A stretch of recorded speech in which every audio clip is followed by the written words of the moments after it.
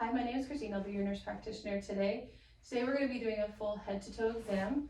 Throughout the exam, if you feel any tenderness or pain in any of the areas that I touch or push on, I just need you to let me know. Are you okay with me doing this exam? Yes. Okay. So we're going to start by doing hand hygiene. And we are going to start, I'm going to start by doing your cranial nerves today. So we're going to start with the first cranial nerve, which is your olfactory. It's a sensory nerve, and it works by providing your sense of smell. So we're going to test that today. Let's make sure that you can smell out of your nostrils. So go ahead and, if you can, just plug one of your nostrils with your finger and take a nice deep breath. Yep, and do the other one for me. Good. Your nasal passages are nice and patent. So I want you to close your eyes for me, and I'm going to put 2 scents under your nose, and I'm going to see if you can differentiate them. Okay. Okay, first scent. Alcohol. Good.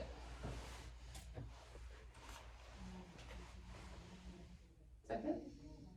Vanilla. Good. Okay. So cranial nerve number 1 is intact. We're going to go to cranial number 2, which is your optic nerve. It's also a sensory nerve. It controls your vision. So first we're going to do that by checking your vision using a Snellen chart. I'm going to have you stand in the corner of the room and look at this eye chart and tell me the smallest line that you can read. First we're going to cover up your left eye, and let's test your right eye.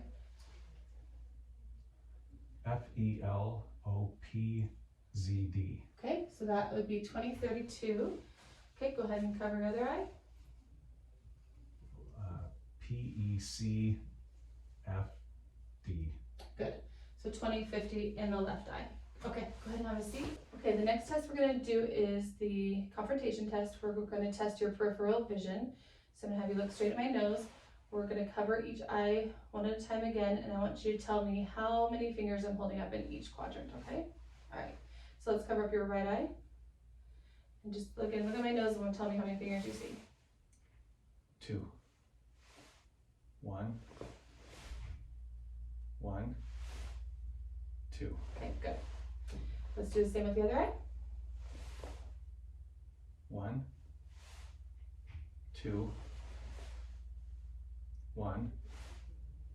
2. Good. Okay, so peripheral vision is full in all fields. Okay, next thing we're going to do is we're going to look at your eye through an ophthalmoscope. I mean, checking out your retina, looking at your disc, okay? And we're going to make sure we see a red reflex. So I'll be holding my right hand, checking your right eye. I take my glasses off for this.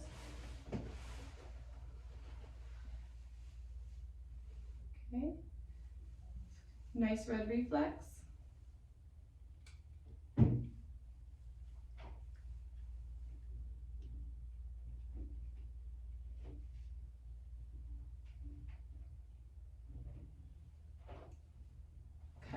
So we see a nice orange retinal background, a nice creamy white disc with clear margins, no cupping. Veins are larger than arteries. I don't see any hemorrhages, cotton wool spots that would mean diabetic neuropathy, or retinopathy, excuse me. So let's go ahead and check your left.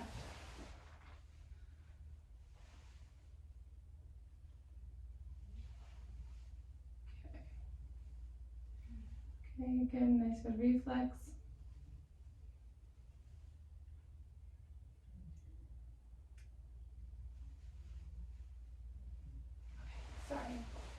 That was bright. Again, saw a nice orange retinal background.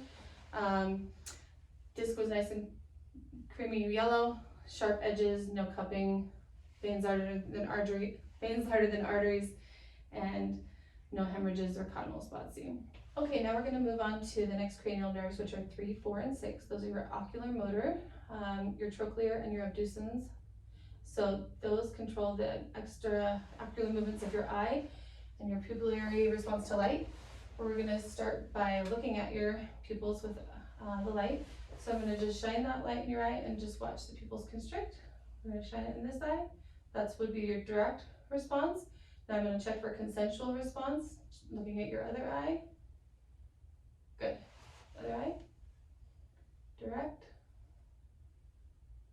Consensual. Good. Okay, pupils are about 2 millimeters round, equal, reactive to light. We're going to check your field of vision. So I'm going to just have you look straight at my head. We're going to just follow my finger only with your eyes, okay? We're going to check those fields of vision.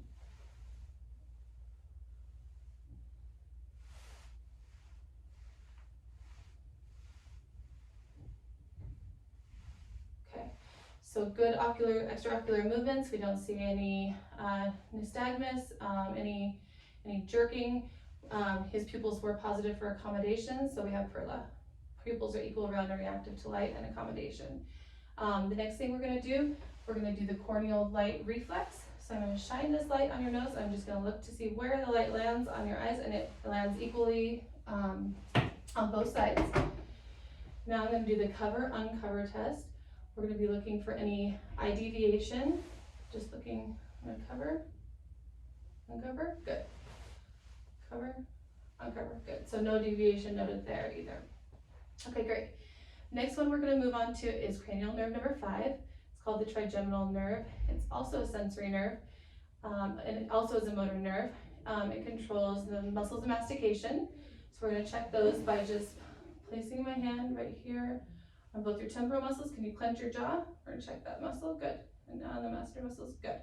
So good muscle strength. And if you can clench your teeth and just move that jaw from side to side. Good.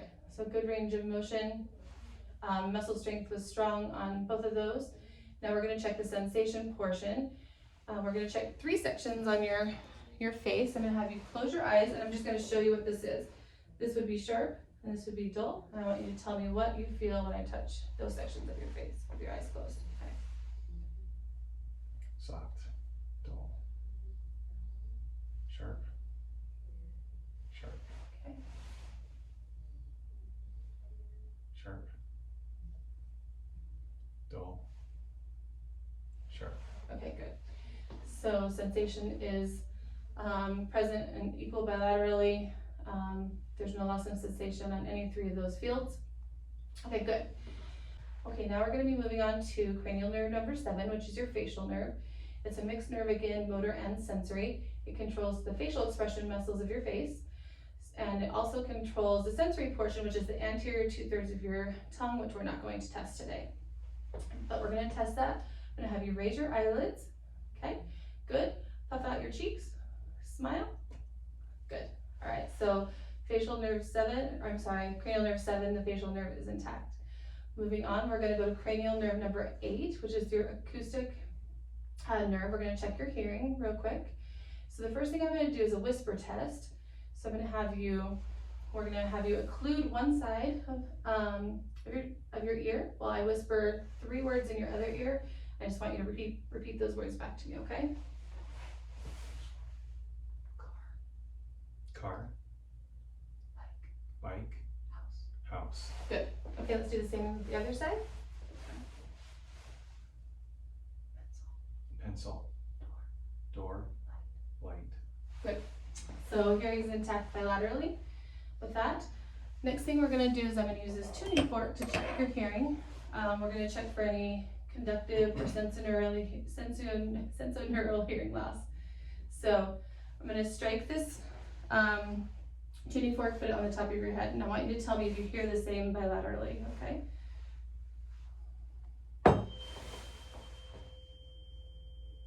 Yes. Okay, perfect. So that's called the Weber test. So we don't see any unilateral hearing loss. The next thing I'm going to do is I'm going to strike the tuning fork again. We're going to put it behind your ear, and I want you to tell me when you stop hearing the noise, and then I'm going to put you in front of your ear, and again, I want to see how long it takes you to stop hearing the noise, okay? And I'm going to be timing you.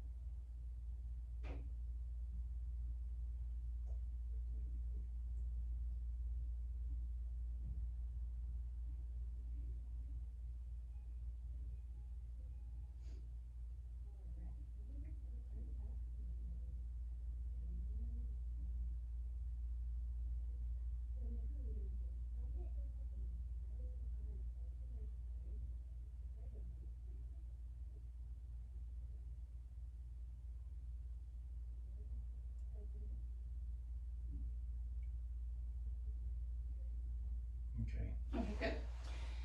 So no hearing loss noted there. Air conduction was definitely longer than the bone conduction. We're gonna do the same thing on the other side, okay?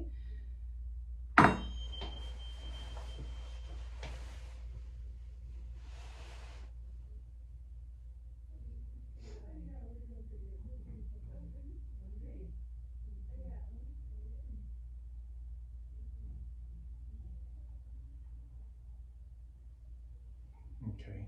Okay.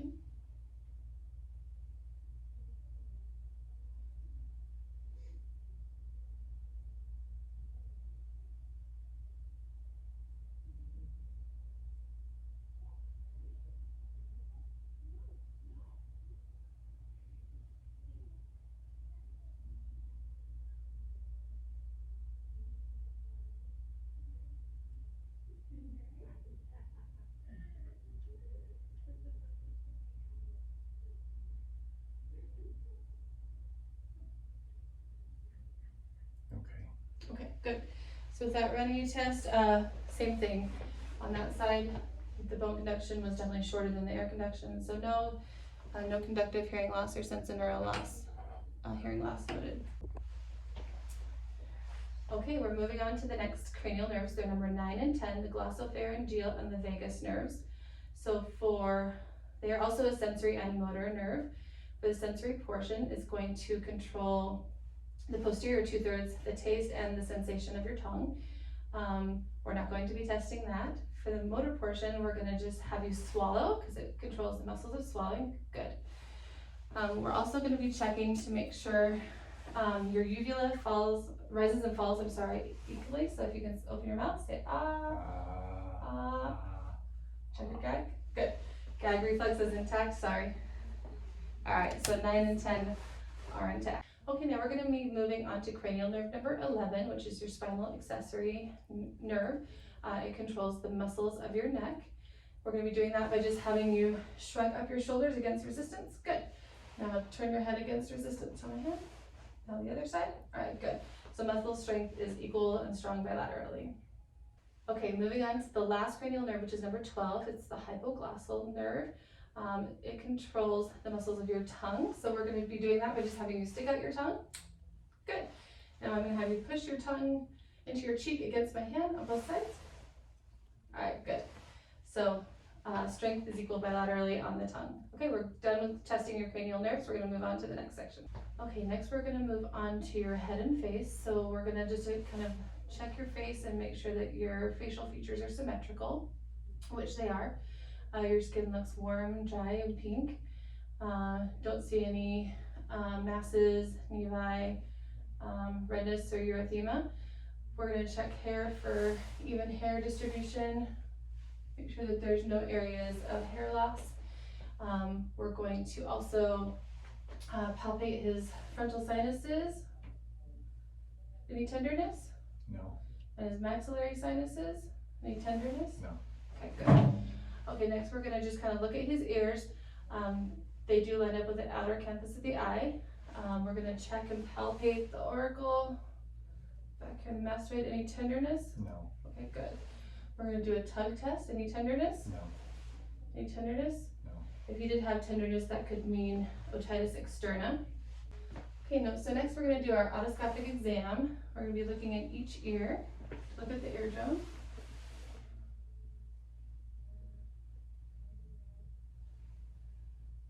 Okay, we're looking at the outer canal, inner canal. No erythema noted. Mild cerumen. Conolite at 7 o'clock. The membrane looks pearly gray. And you can see the handle and the short process of the malleolus. Let's go and check this one. Just missed me.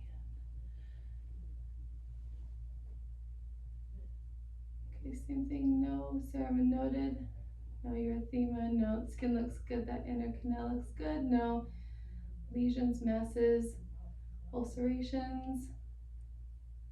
Handle and short process of the malleus is visible, and the conolite is at 5 o'clock. Just going to take a look at your nose. I'm going to look at the inferior and middle turbinates of your nasal passages. So I'm just gonna stabilize and have you lift your head just a little bit back. We're just gonna look inside. And while we're in here, we can check the septum for any deviation, which is nice and straight. We don't see any erythema, any swelling. Nasal passages are nice and clear. Okay, next we're gonna take a look at the inside of your mouth. So I'm gonna have you open your mouth wide. We're gonna be looking at his buccal mucosa, make sure that it's nice and pink and moist. We're gonna be looking at his gums. If you can pull down your lips for me, let me see your gums. Good. Gums look nice and pink, no erythema or swelling. We're gonna be looking at his tongue. We're gonna be looking underneath it, make sure there's no plaques or lesions. Good. We're looking at the roof of his mouth, base of his mouth. No lesions or ulcerations noted there. Now we're gonna be looking at the back of his throat. Can you stick out your tongue? Say good. So in my patient, he has no tonsils. They were surgically removed, so they are absent. But in a normal exam, we would rate them on a scale of 0 to 4. 0 being that they take up no amount of space, 1 plus meaning they take up 25% of the space, 2 plus meaning they take up 50% of the space, 3 plus is 75% of the space, and 4 plus is greater than 75% of the space. A normal exam would be 2 plus on a patient. While we're examining the oropharynx, we can also check for the Mallampati score, which is graded from 1 to 4. It is based on how much soft palate and the uvula is visible. We use this testing to see how difficult an intubation could be, or to rule out any obstructive sleep apnea on a patient. Class 1 being that you have complete visualization of the soft palate and the uvula. 4 is 0 visualization. Okay, with you turning to your side, we're going to check your trachea for deviation. I'm going to be doing this by putting my fingers in your sternal notch. I'm just moving them up to feel if we feel any deviation, and we don't. That's normal. We're also going to be checking your thyroid. Doing that by coming behind you. We're going to be finding your thyroid isthmus. I'm going to have you swallow for me. Good. And we're going to have you turn your head to the right and look down. I'm going to displace your thyroid to the right with my left hand and check for any enlargements or nodules. Good. Now we're going to go to the left side, head slightly down. We're going to displace it to the left with my right hand. Also check for any enlargements or nodules. None noted. Okay, next we're going to be checking your lymph nodes. So I'm going to be checking several areas. I just want you to let me know if there's any areas of tenderness, okay? We're going to be looking for a normal lymph node is less than 1 centimeter. It's soft, it's mobile. Abnormal is greater than 2 centimeters and firm and fixed. So we're going to go preauricular, postauricular. We're going to go back to the occipital. Come back forward. We're going to go tonsillar, submandibular, submental. We're going to go superficial cervical, deep cervical, supraclavicular, and infraclavicular. Any tenderness noted there? No. Perfect. Okay, now we're going to move on to the posterior thorax. We're going to start by inspecting. We'll inspect the patient's skin. We're going to be looking for any masses, ulcerations, lesions, check the color. We find several nevis on this patient, upper thorax area. We're going to check for his AP diameter. It should be 2 to 1. We can check the spine for any kyphosis, scoliosis, lordosis, make sure that it looks nice and center. Next, we're going to palpate. We're going to check for any areas of tenderness. Let me know if you feel any tenderness.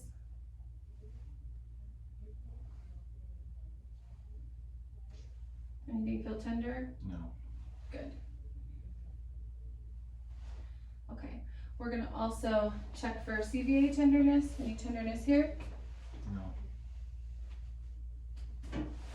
No. Okay. We're gonna do some tactile affirmatives. We're gonna have that patient say 99. 99, 99, 99, 99. So we hear nice and clear sounds, no areas of consolidation.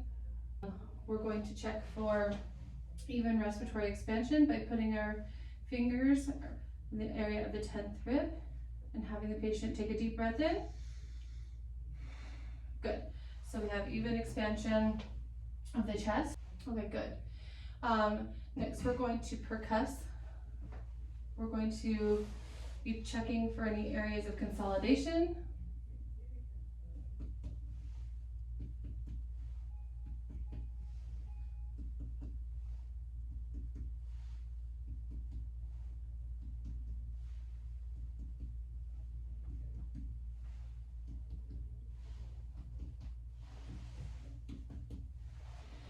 Okay, so all fields are nice and resonant.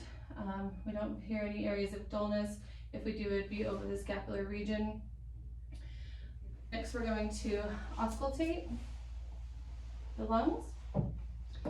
Now we're going to hear bronchovesicular sounds up high, vesicular sounds closer to the center. Okay, go ahead and take a nice deep breath.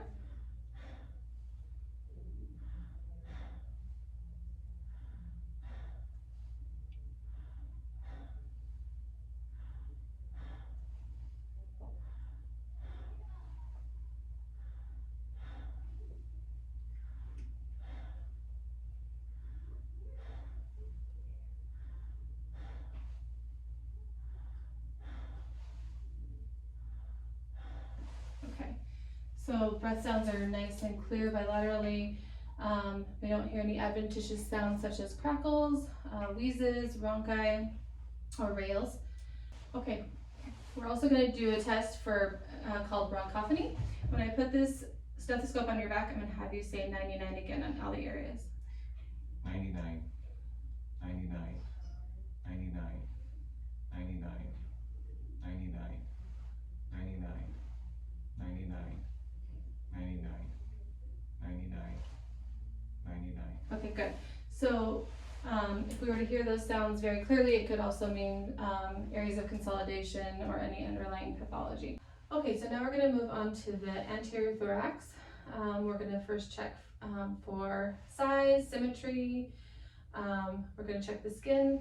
We're going to also check for any structural deformities such as pectus excavatum or pectus carinatum. We're going to look at the respiratory rate and the effort, make sure it's even and symmetrical, make sure we don't see any retractions. We're also going to palpate those areas, make sure that there's no areas of tenderness. Any tenderness? No.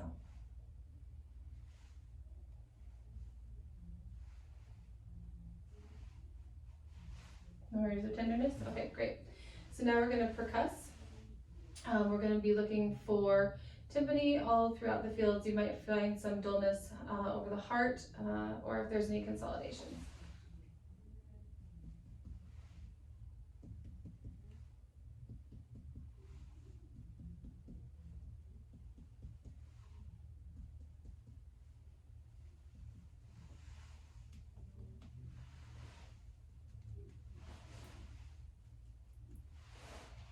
Okay, so areas tympanic, no areas of consolidation noted. Next, we're going to auscultate those fields. We're going to be looking for the bronchial breath sounds, bronchovesicular breath sounds at the periphery of the lungs, and we're going to look for vesicular breath sounds in the outer periphery of the lungs. Okay, go ahead and take a deep breath for me.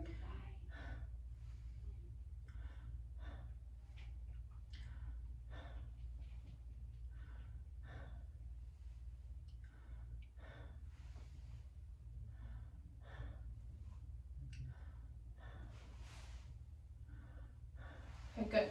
So lung sounds are clear in all fields. We don't hear any adventitious lung sounds such as wheezes, crackles, rhonchi. Everything sounded good.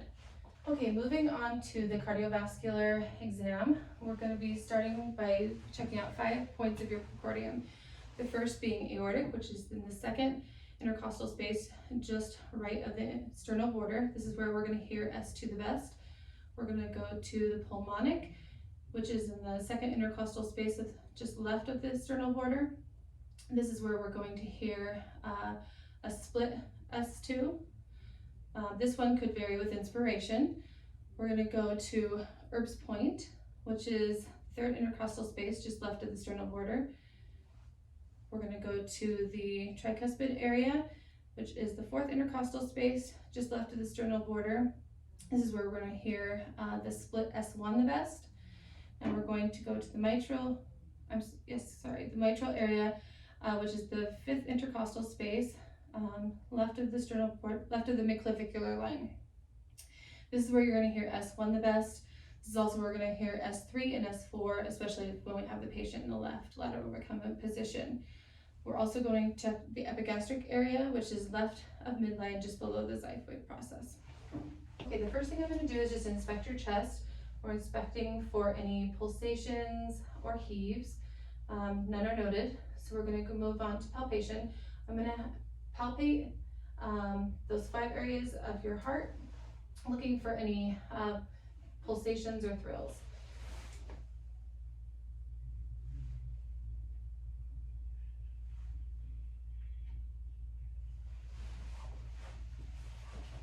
And while I'm here, I can check his apical pulse. It should also be right where that mitral area is, that fifth intercostal space, left with the midclavicular line. If it's displaced way to the left, it could mean heart enlargement. Okay, this is right. Okay, so I'm gonna have you lay down. We're gonna listen to those 5 points again. Or I'm sorry, now I'm going to listen to those 5 areas that we talked about. Normally we'd listen for approximately 60 seconds, but for the length of this video, I'm going to shorten it just a little bit.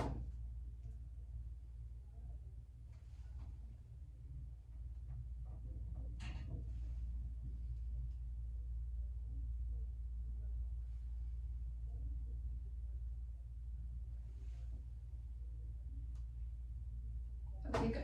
So we listened to the diaphragm. I'm going to switch to the bell.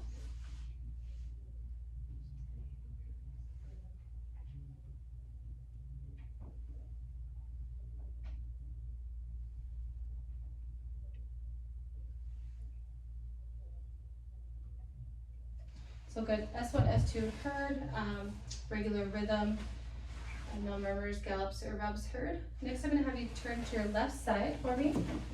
And we're going to listen one more time. Those 5 areas.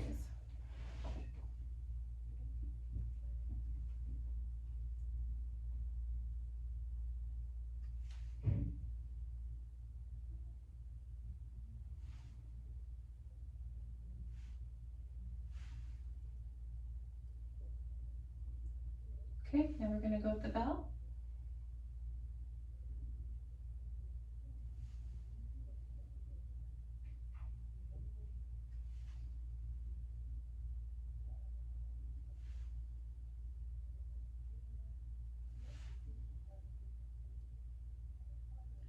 So just wanted to mention, if we just do hear S3 or S4 in this position, we can do 2 things.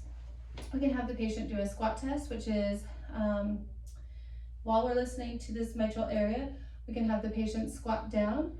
If the sound or click goes away or diminishes, it can be mitral valve prolapse. If the sound gets louder or there's an opening snap, it could mean aortic stenosis. Also, while we're listening to that area, we can have the patient bear down while placing our hand on his abdomen. If the sound becomes louder, it could be mitral valve prolapse. If the sound diminishes or gets smaller, it could mean aortic stenosis. Both those abnormalities would be heard on systole. Okay, go ahead and we're gonna have you sit up. We'll listen one more time. This time I'm gonna have you leaning slightly forward, and I'm gonna have you hold your breath while we listen to each of them, and I'll have you take a breath in between. Take a breath. Okay, take a breath if you need. Take a breath.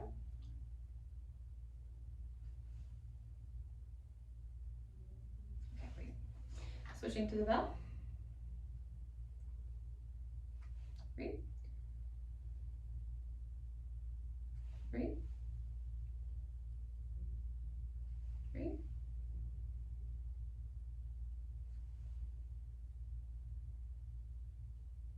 Good. Okay, with the patient sitting up, we're also going to assess his carotid arteries with the bell.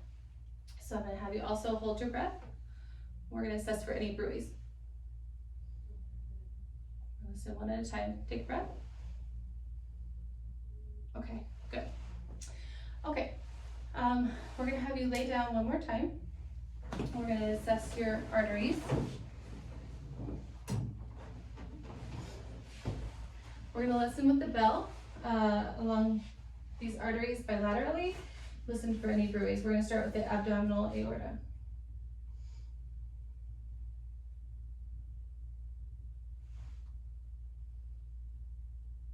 And then we'll go to the renal.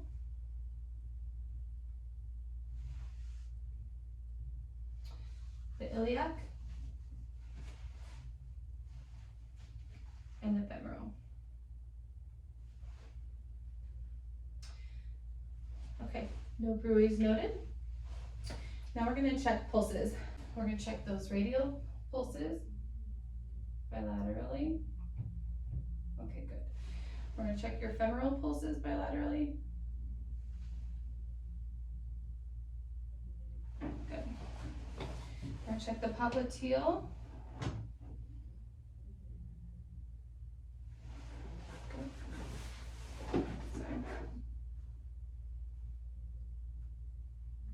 The posterior tibialis.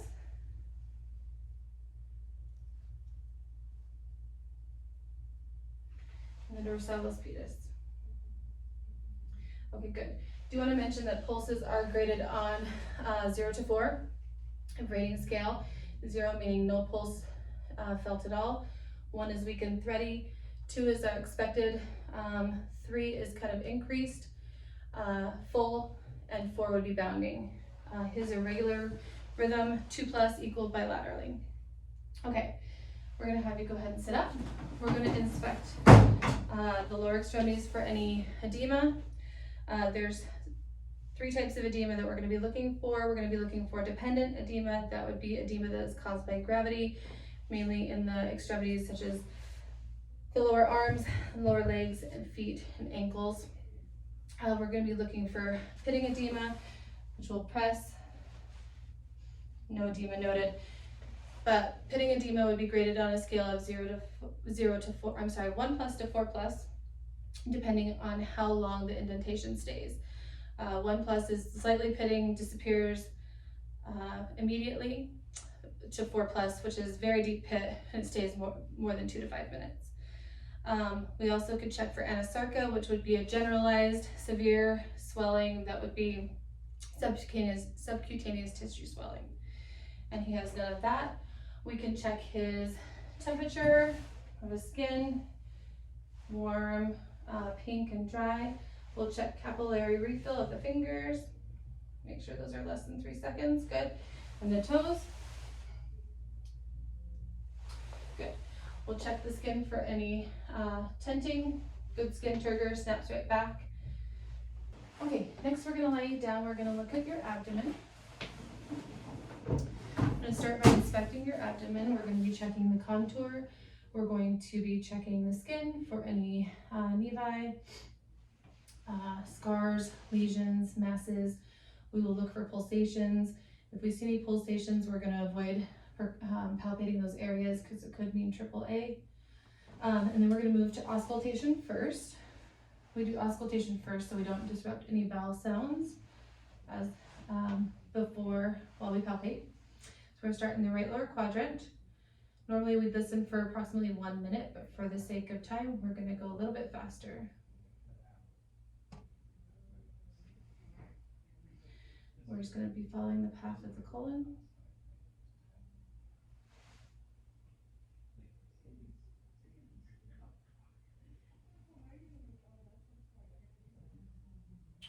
So vowel sounds are heard in all 4 quadrants. They're normal, active. Hypoactive would be vowel sounds that wouldn't be heard within 5 minutes, up to 5 minutes. Hyperactive would be bell sounds that would be heard at least 34 in a minute. You might also have borborygmus, which is basically a growling of the stomach. It's the movement of air and fluid and gas. We're also going to auscultate for any friction rub. We're going to be auscultating over the liver and the spleen. It would be a grating noise. It's rare, but it could mean inflammation in those areas. It could be caused by a tumor, a chlamydia or gonorrheal infection. It could be caused by a recent liver biopsy or anything along that nature. We're going to also auscultate the liver area, the epigastric area, and the umbilical area for venous hum. This is also rare, but it would be a soft systolic and diastolic hum that would be heard, and that would indicate an increased collateral flow near the liver, which could mean cirrhosis. Okay, moving on, we're going to percuss. I'm going to percuss, and you feel me tapping on all 4 of those quadrants again.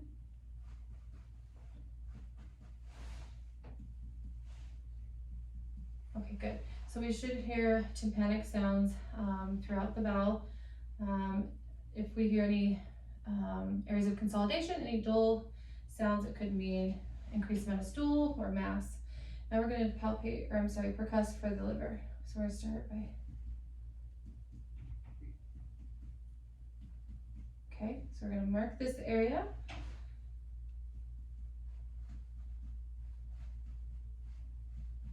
Good. Okay, we're going to quickly measure that.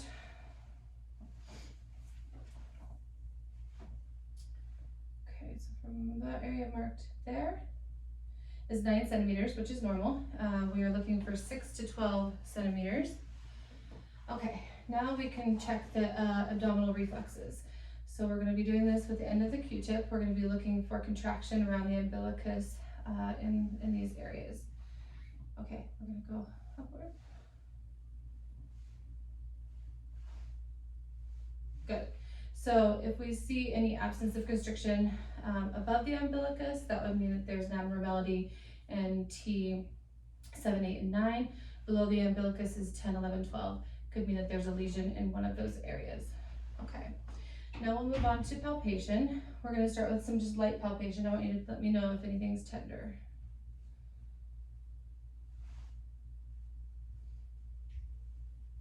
Okay. We'll move on to deep palpation.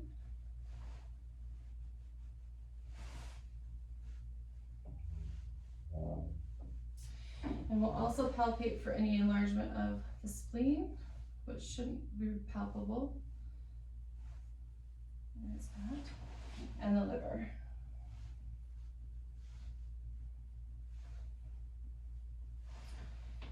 Okay, while we have the patient lying on his back, we can test for appendicitis in a few ways. We can do what's called the psoas test, and we'll have the patient lift the right leg. Any pain with that? No. Okay, so that's a negative psoas. We can do an obturator, which is we're going to bend the knee and internally rotate the hip. Any pain with that? No. Good, so that's negative as well. We can also do a Rosving's test, which is putting pressure on the left side, and he would have pain onto the right side. Any pain with that? No. So that would be a negative Rosving's sign. Also, we can do rebound tenderness, which would be palpating an abdomen and a quick release, and it would have more pain upon release. Any pain with that? No. Okay, good. The other thing that we can test for is cholecystitis. We would do that by doing a Murphy's sign, which we would press on the left upper quadrant. Can you take a deep breath in? While the patient takes a deep breath in. And if there's any, if he stops breathing or if there's any interruption in his inspiration because of pain, that would be a positive Murphy's sign. Okay, so now we're going to be testing your range of motion on some of your muscles and joints. We're also going to be testing muscle strength. Just noting that when we measure muscle strength, we're rating on a scale of 0 to 5. 0 being no visible contraction, 1 being a visible contraction but no movement. Then we have 2, which is some movement but no effort against gravity. Then we have a 3, which is movement with effort against gravity but not resistance. And then we have a 4, which is effort against some resistance, and a 5, which is full strength. Okay, we're gonna start by checking your fingers. We're gonna have you extend your fingers for me and flex your fingers, make a fist. Okay, now stick your fingers out. I want you to try to keep me from pushing your fingers together. We're gonna check abduction, muscle strength. Okay, good. So muscle strength is 5 out of 5. I want you to hold your fingers together and keep me from pulling your fingers apart. Okay, go ahead and resist me. Good. Okay, now we're gonna check your wrist. We're going to flex your wrist, extend your wrist, and I'm gonna hold you right here. I want you to push against my hand. Good. Push against my hand. Good. Same thing on this side. Push up, push down. Good. Good muscle strength in the wrist. 5 out of 5. Have you do radial deviation and ulnar deviation? Good. Okay, now we're gonna check your elbows. Go ahead and extend your elbows, flex your elbows. We're gonna have you supinate, pronate. I'm gonna have you make those muscles again. I'm gonna have you try to pull against me and push against me. Good. 5 out of 5 muscle strength there. All right, let's move to your shoulder. We're gonna have go ahead and extend your arms. We're going to flex your shoulders. We're gonna extend your shoulders. Good. We're gonna circumflex your shoulders. Can you do it all the way around? Good. We're gonna abduct your shoulders. We're gonna adduct your shoulders. We're gonna do internal rotation and external rotation. Good. Now let's go to your neck. Go ahead and put your chin to your chest. Flex that neck for me. Okay, we're gonna extend to the back. Good. Now we're gonna turn your head to the left. Turn your head to the right. Good. Now we're gonna touch your ear to do that lateral bending on each side. Good. Next we're gonna do the spine. So we're gonna have you stand up. Go ahead and bend forward. We're gonna check the spine. Good. Now stand up, bend back. Good. So this is also where we can check for scoliosis. When he bends down, I can look at any abnormal curvature of his spine. We can look at the level of his shoulders, the level of his iliac crest, and look for any abnormalities there. Okay, go ahead and sit down for me. We're gonna move on to your knees. Okay, with you sitting on your side, we're gonna have you extend your knees, flex your knees. Good. All right, now we're gonna have you lay down. We're gonna check your hips.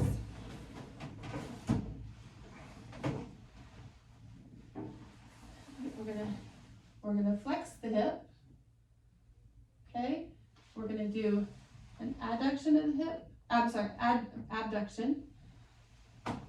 Adduction. Internal rotation. External rotation. Good. Let's do it with the other side. Go ahead and flex the hip. Any pain? No. Okay, good. We're going to adduct, abduct, internal rotation, external rotation. Good. Okay. Over here we'll do the ankles. Go ahead and do a dorsiflexion by pointing your ankles up. I'm sorry, plantar flexion by pointing your ankles up. Both of them. Do dorsal flexion by pointing them down. Good. Now turn your ankle inward. We're going to do an inversion, and we're going to now turn them outward to do an eversion. Good. Any pain with that? All right, now we're going to do your toes. Go ahead and flex your toes and extend your toes. Good. All right, good. While you're laying flat, we're going to do the straight leg raise to check for any radiculopathy. Tell me when their leg feels like it gets strained. Right there. Okay, good. So now we're going to flex the foot, raise it again. Do you have any pain? A little bit? Okay. So that would mean that he does have some radiculopathy in those areas. Okay, tell me when your leg is stressed again. Right there. Okay. All right, we're gonna flex foot. Anything? No pain? Okay, good. So again, we're checking for any radiculopathies. While we have the patient lying flat, we're also going to check for knee stability. So by doing this, we're going to apply valgus pressure to check for stability in the MCL, and varus pressure to check for stability in the LCL. We can do the same way in here. Same way. Any pain? No. Those movements? Okay, good.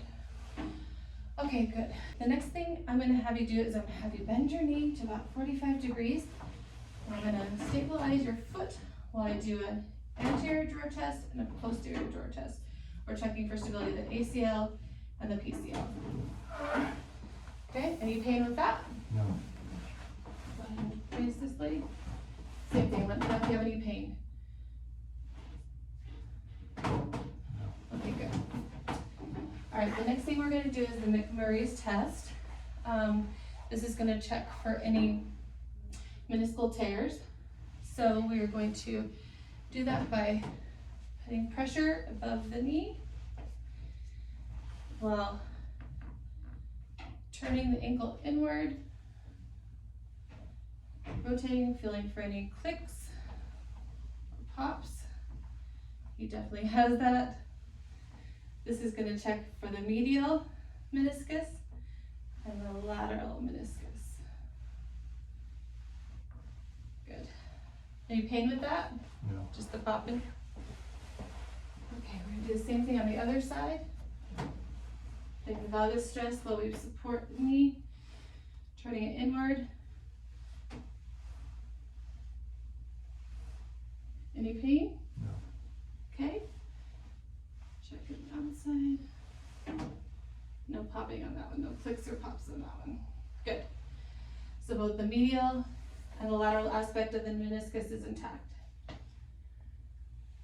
Okay, go ahead and sit up for me. We're just gonna palpate down your vertebrae to check for any tenderness. Any tenderness here? No. Check the spinal processes and the paravertebral muscles, SI joints, nothing? No tenderness? What's the tenderness? Good. Okay, we already checked your range of motion. So now we're going to be checking you for carpal tunnel. So I'm gonna have you extend your wrist for me. I'm gonna do a light tap and I want you to tell me if you have any pin and needle sensation or numbness and tingling, okay? No? No. This is called the Tinel's test. No numbness and tingling? Okay, so that would be a negative Tinel's test. Next, we're going to do the Phelan's test. I want you to put your hands together, back your hands together like this. We would normally have them hold it for 60 seconds, but for the length of the video, we would see if they had any numbness and tingling there. Any signs of numbness and tingling? No. Okay, good. So those are both negative tests. Now we're going to test your rotator cuff to see if you have any instability in that or any tears. So first, we're going to do that. We're going to check 4 muscles: the supraspinatus, the infraspinatus, the teres minor, and the subscapularis. To test your supraspinatus, we're going to have you do the drop arm test.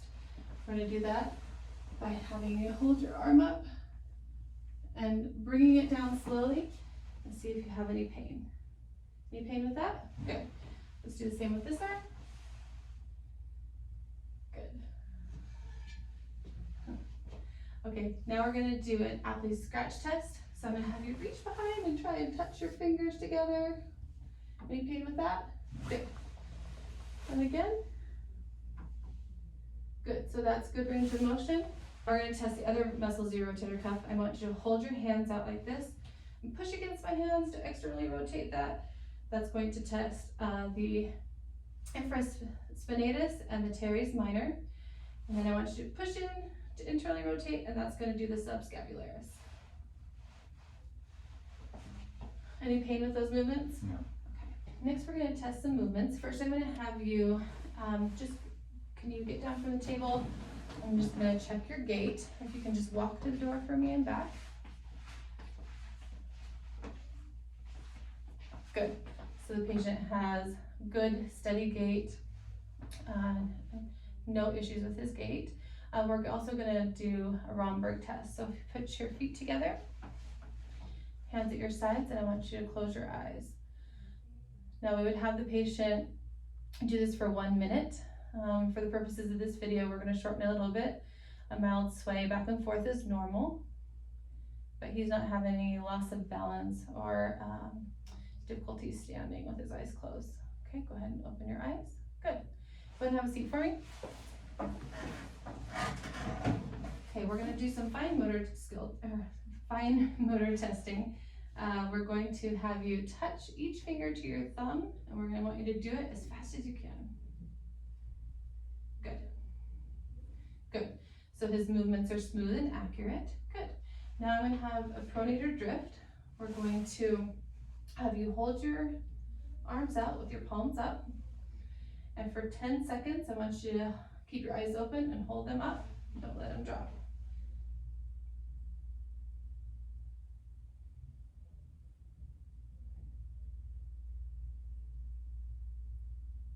Good. So now I'm going to have you close your eyes and do the same thing for 10 seconds.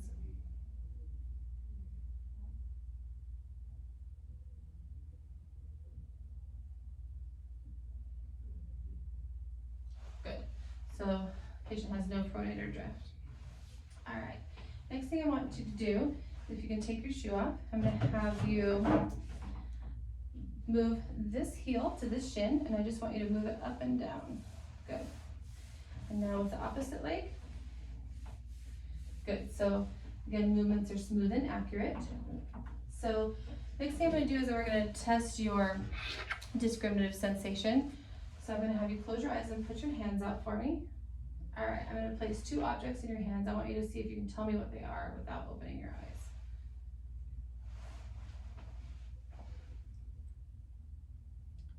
Paper clip. Quarter. Okay, yes. So that's a stereognosis test. For graphesthesia, we're going to have you close your eyes still, have your palms out. I'm going to draw either a letter or a number in your palm, and I want to see if you can identify it. D. 8. Okay, good. So his discriminative sensation is intact. Okay, next we're going to check your reflexes. Let me get my reflex hammered. So we grade reflexes on a scale of 0 to 4 plus. 0 being no response, 1 plus being a sluggish response, 2 plus being an expected or active response. 3 plus is hyperactive, 4 plus is hyperactive with some intermittent clonic activity. So we're going to start by doing your bicep.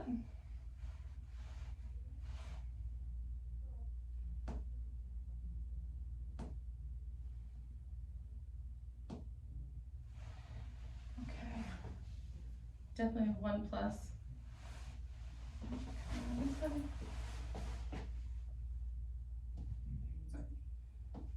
Good. That one's more expected, 2 plus. Okay, next we're going to do your brachioradialis, which is also your supinator.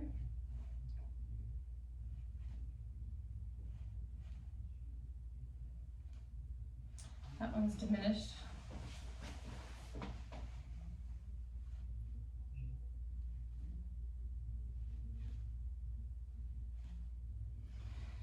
Those are also 1 plus. I failed to mention that the bicep is innervated by C5 and C6. Also, the brachioradialis is also C5 and C6. We're going to move on to the tricep. Just going to have you relax your arm. This is C6 and C7.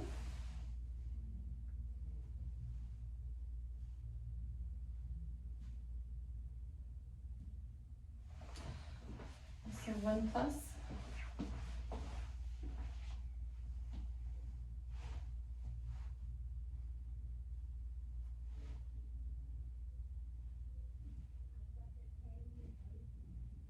So yeah, we have a sluggish response on that one, also 1 plus.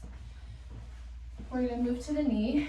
The knee is controlled by L2, 3, and 4. Good, that's a 2+ expected response.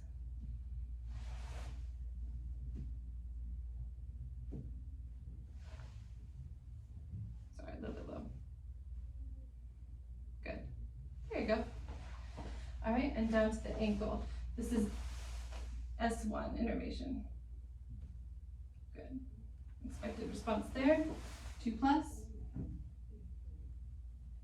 Also 2+. Okay, great. Next we're gonna do 2 tests for meningitis. I'm gonna have you lay down on your back. The first is Brudzinski's. So I'm gonna have you tuck your chin to your chest. Good. And we don't see any flexion of the knees or hips, so that's a negative Brudzinski's. The next is the Koenig's, where we're going to raise his knee to a 90-degree angle. While we slightly move up, any pain with that? No. Okay. Okay, so that would be a negative Koenig's. All right, we'll go ahead and have you sit up. Now we're going to be testing for sensation for pain and light touch in the upper and lower extremities. When I touch you, I want you to point to where I'm touching and tell me if it's sharp or dull. All right, I'm going to have you close your eyes.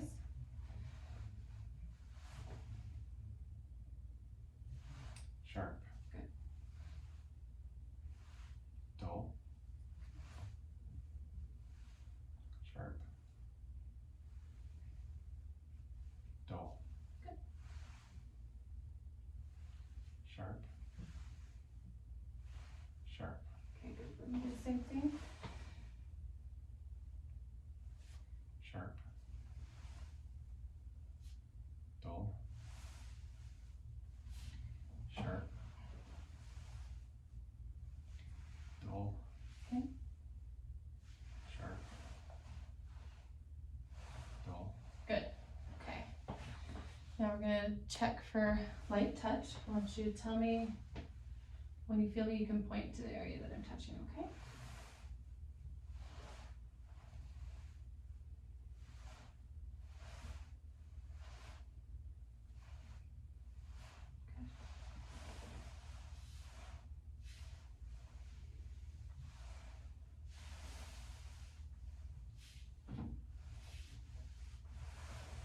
Okay, good. Okay, we're going to do one more test to test your sensation is intact. Patient's sensation is intact bilaterally to pain and light touch sensations. Now we're going to test another motor skill where I'm going to have you touch my finger and touch your nose. And we're just going to keep going. Good. Okay, now do your other hand. Switch hands. All right, good. Movements with that are smooth and accurate. This completes our full body exam. Do you have any questions? No. All right, thank you for your help.